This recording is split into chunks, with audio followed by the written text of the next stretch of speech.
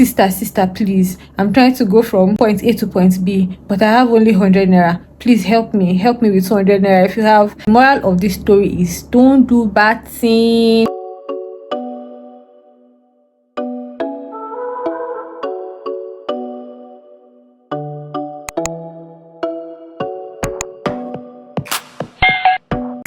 Hi guys, and welcome back to my channel. My name is Nnedi Wokoro, and on this channel I share my lifestyle, self-development videos, skincare, and fun things in general. See, anything that comes to my head, I share it. It is my it is my page.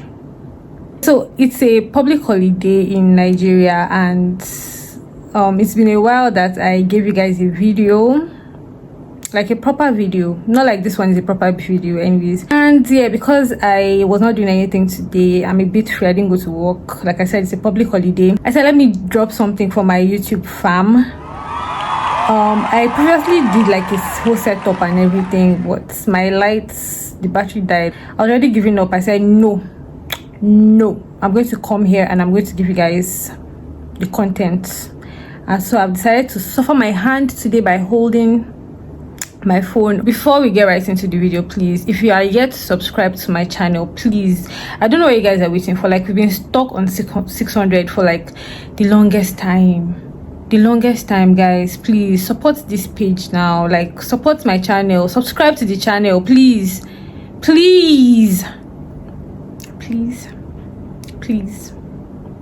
All right, let's get right into this video. So today I'm going to be telling you guys the story of how my friend stole my money and made me trek quite a distance because she stole my money. Why is the world so wicked?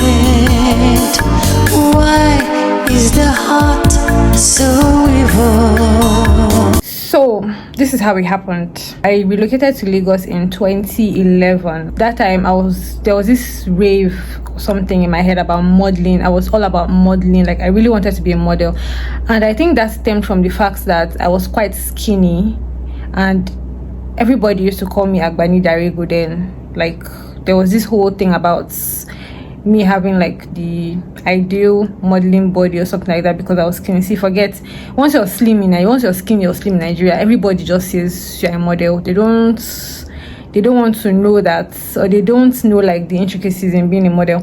Anyways, they already pushed that narrative so much into my head that I said, okay, well, I actually want to be a model now. Like, I really want to go into full-time modeling pending when I get admission into the university. Around that period, I just used to like check out for like model castings and all of those things like that.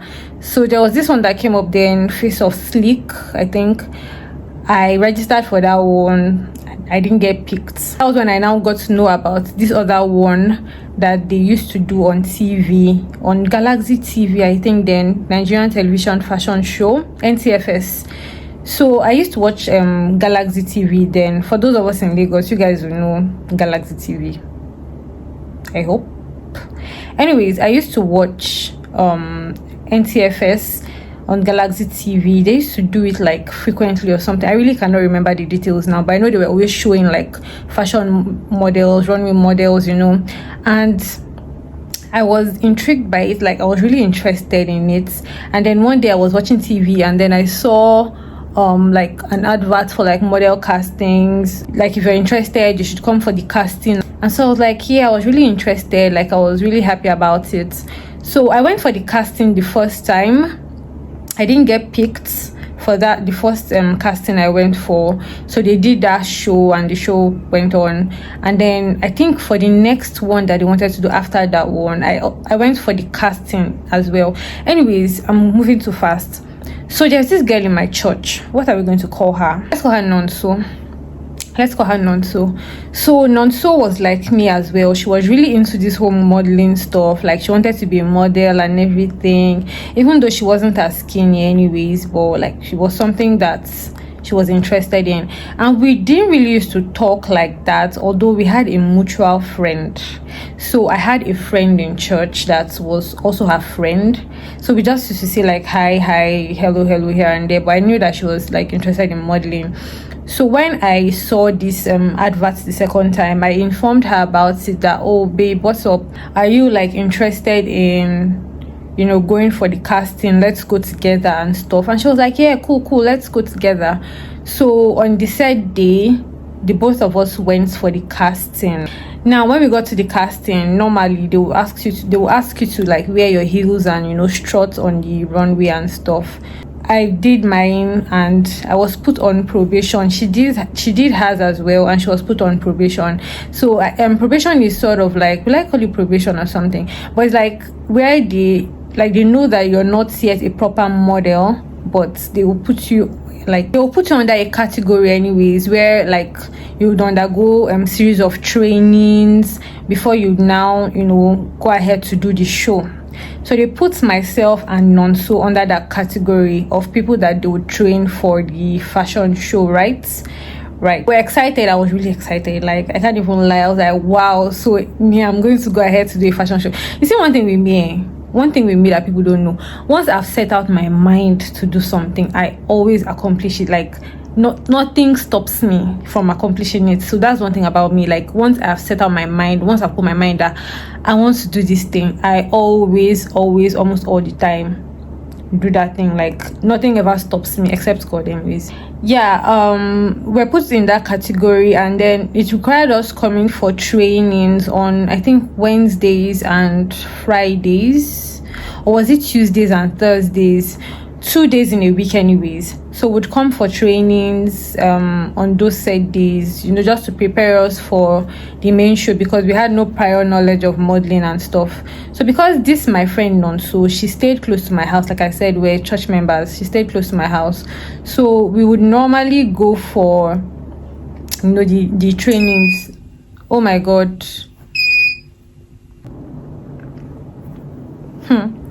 Nigeria, Nepa took the light. Anyways, we would normally go for the trainings together because, like, I mean, we lived close together and we're picked for the same thing. Anyways, on this particular day, we went for like practice together. And once you get to, okay, so let me just describe the way the practice room is. It's like a hall, like a big hall where we like practice catwalks. Then there's a room where everybody drops their bags. So when you get there, you'd change into your practice clothes, like a tank top and leggings with your heels. You put your clothes in your bag, keep it in that room, and nobody else has access to that room. So it's like one door, like just one door inside and one door outside. There's no other connecting doors to the room. Yeah, so that was it. So on the side day, we went for practice together. We got there, we changed clothes, you know, we put our bags inside that place, and we came out for practice. Now, midway into practice, Nonso comes to tell me that, oh, she has a family emergency, that her auntie called her to come and meet her somewhere, and that she needs to quickly, you know, run out to meet her auntie and stuff, blah blah blah blah. So I was like, okay, cool, no problem. You're free to go. Like, you can, you know, you can go meet your auntie. It's not like I can find my way home myself. It's not like umbilical cords are tied together or something. Anyways, she now went inside the room. She changed her clothes. She came out, and then she told me bye-bye. And she went out, like she left. So take notes like that she was the only person that entered that room. No other model entered that room because all of us were busy practicing. So no other person entered that room, only Nonso. After practice, we then went inside, changed our clothes, and it was time to go home. And I don't know, it was as if it was the Holy Spirit that just told me to check my bag, like to check for my cash. Like that, I just had that discernment that, Neddy, check your bag, check for your cash. And then I checked inside my bag. I came for practice with, I think, 2,000 naira, or was it 3,000 naira, thereabout. I think I went there with 3,000 naira. And then I had like small change in another portion of my bag. So only for me to check my bag, and I didn't see my money again. Like, I didn't see my 3,000 naira again. Ha! God have mercy upon us.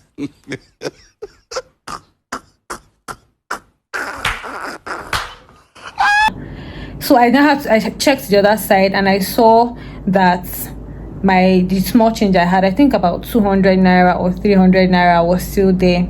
I ran mad. I ransacked everywhere. Like, I checked every single place inside that store and my money was not there. Mind you, where we do this practice is in Ikeja. Those of you that live in Lagos are familiar. Where we do this practice is in Ikeja, and I lived around Ablegba. So guys, how do I explain this thing? It's about, I'm going to check how many kilometers I'm put on the screen. I was a teenager. I was like really young. This was like my first time going for this sort of thing, so I didn't really have that kind of exposure or anything like that. So I just broke down and I started crying. And a lot of the models there were like, they were way older than I was. Some of them were like in their late teens. Some of them were like in their 20s and stuff. So they were way older than me. So I just started crying and everything. And so like a lot of them were like, oh, they would have wanted to help, but like the cash that they had was just, it was just equivalent to what they needed to get to their houses as well. So I was stranded, guys. Like, I was legit stranded. Anyways, I had to now call some of my friends, then narrated the issue, like what was going on to them, that this is what is going on. I went for this stuff and I'm actually stranded now. I don't know how I'm supposed to get home and everything. And they were like, okay, that they were going to send me recharge cards and I should just like try and look for someone that would want to buy the recharge card and give me like cash or something. So I think they sent me 500 naira recharge card then or something like that, sha. So I now had to like go around and look for somebody that was going to buy the recharge. Was it 500 naira recharge card or even 200 naira recharge card, guys? The details are not really clear in my head like that, sha, but I was sent like 200 naira recharge card. Anyways, I had to like now go around the building and just look for someone that was willing to buy 200 naira recharge card from me, and luckily for me I found someone. So the plan was now how to get to my house, right? I had 300 naira before. Now I had an extra 200, so that was like 500 naira. So my bus route, or how do I explain it? Bus route was that I would take a bus from that particular junction where the hall was. I'll take a bus to another bus stop where I'll then take a bus that will take me to the bus stop of my house. I don't know how to explain it, but you guys should get it. So in all, I'm supposed to take 1, 2, 3. So in all, I have like 3 stops. I had like 3 stops, and there was no way in this world that 500 naira was going to take me home. Like, there was no way in this world. So, but I was like, okay, like I'm determined. I'm going to find my way around this thing. God.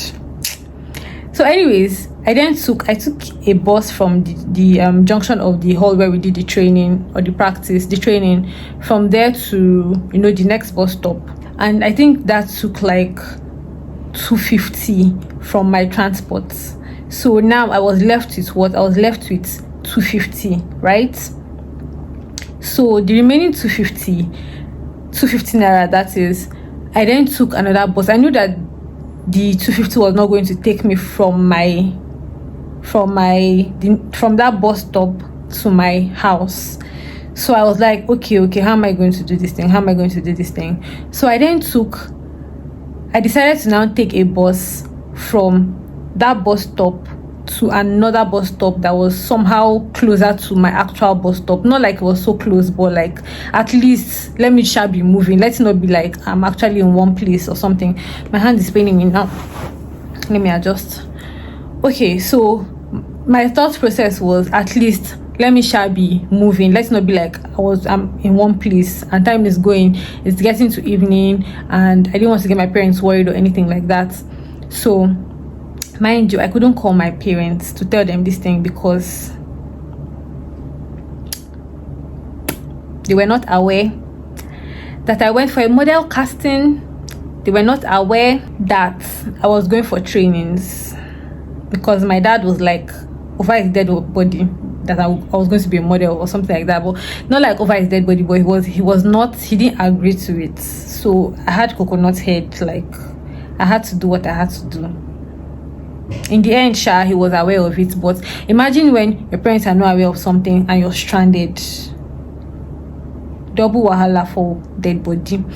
Anyways, I then so I took a bus from that bus stop so I had 250, right? So I took a bus from that bus stop from Ikeja along to Iyanakpaja, and I think that cost me like 150 out of the 250 that I had. So normally if I was going to take a direct bus to my own bus stop, like the bus stop of my house, I think it would have cost me like 400 naira or 500 naira.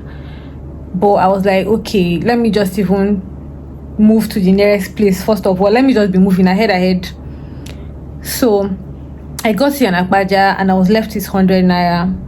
I tried looking for buses that was going to take me 100 naira from that place to my house bus stop. I couldn't get any bus. I couldn't get any bus that was going to take me there. And I now started thinking that, oh God, so all those people that used to come and meet people on the road and be like, sister, please, I'm trying to go from point A to point B, but I have only 100 naira. Please help me with 200 naira if you have. I now started thinking that, so those people, like, legit, these things happen to them. So this is how they used to be stranded on the road. I was like, so is this how I'm going to start begging people that please help me? I'm trying to get home. Please help me. Give me 100 naira. Give me 200 naira. God. But I was like, no. I would rather trek than beg anybody for money. I was like, I would rather trek from here to my house than start begging anybody on this road for money over my dead body. So what did I do, guys? I started trekking on the express. So I walked from Iyanakpaja all the way to Ilekpo under hot scorching sun. So I'm going to just put like the kilometers that I walked, so that you guys, for those of you that are not familiar with Lagos, like you can understand. But I walked for quite a distance with my tiny legs, my tiny chicken legs. Like, I know that it would have been a normal thing for some people. Like, some people are used to this type of thing, but I wasn't used to that life, guys. Like, I wasn't used to it at all. And I was trekking under hot sun. But I was like, it's either this or I tell my parents and get in trouble. So I was like, no, I was going to trek. So I started trekking until I got to Ilekpo. So when I got to Ilekpo, another wahala, I started looking for buses that were going to go to my side now. And remember that I told you guys I had 100 naira with me. When I got there, I now started looking for buses, and all of them were calling 150. I was like, aye me, temi, ban me. They finally got to me, my village people. It's not good to do bad thing, no. I was like, they finally got to me, my village people. God. So I just had to stay at the bus stop, and I was just waiting, like just trying to negotiate with conductors that I beg, just carry me for 100 naira now. I beg. So finally, I got like a bus that now took me 100 naira to my bus stop. So normally from that my bus stop, I was supposed to take maybe like a bike or something to my house. But I was like, see, I didn't have 1 kobo on me anymore. So I had to trek again from that bus stop to my house. I was so exhausted. I was like, who sent me on this errand? Who sent me message? And then I was also, so all the while this whole thing was happening, like I was not even really thinking about who took my money or how my money got missing. I was just, my major goal was like, let me just get home. Let me get home before my parents get home, like, so that I will not have to be giving any extra explanations after the wahala that's seen that day. So luckily for me, I got home on time, Then, so after a while, I just now started thinking that what could have happened? Like, what could have happened? How did my money disappear? And I just started putting two and two together. And I think when my mind just finally told me that, okay, that it was actually this girl that took my money, was, you know, me innocently, the next training we had, I said, let me call my going partner now. So I called her. I was like, babe, tomorrow is practice, so sure you're coming, let's meet at our usual place now and go for practice together. And she was like that she's no longer interested. The thing just hit my head, bang, that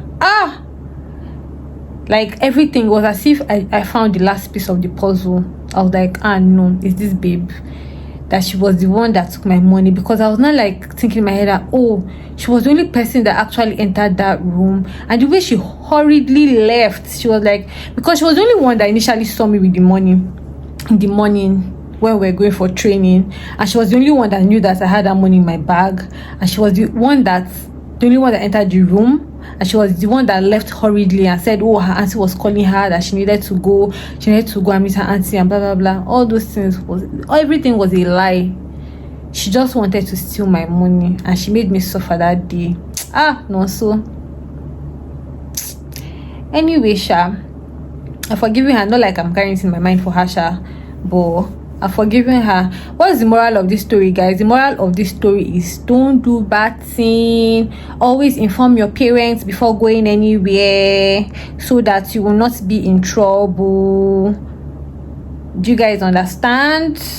Don't do bad thing. Always inform your parents, so that when anything happens or when you're stranded, you can easily reach out to your parents and they will help you.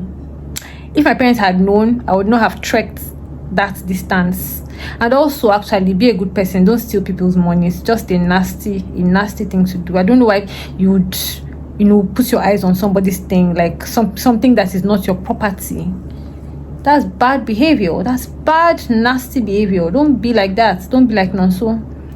So that is the story I have for you guys today. I hope you guys enjoyed it. Anyways, I just wanted to do a chill stuff with you guys today, and these guys want to take the light again. I just wanted to do fun stuff with you guys today and not be so uptight, set ring light, set skinny call, and be talking as YouTuber. Anyway, guys, I hope you guys really enjoyed this video. If you did enjoy it, please make sure to give this video a thumbs up. Give it a thumbs up, okay? Like, share, comment, and subscribe to this channel. Let's get to 1,000 subscribers.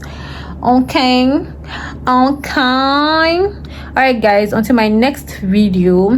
Bye. I love you guys. Bye.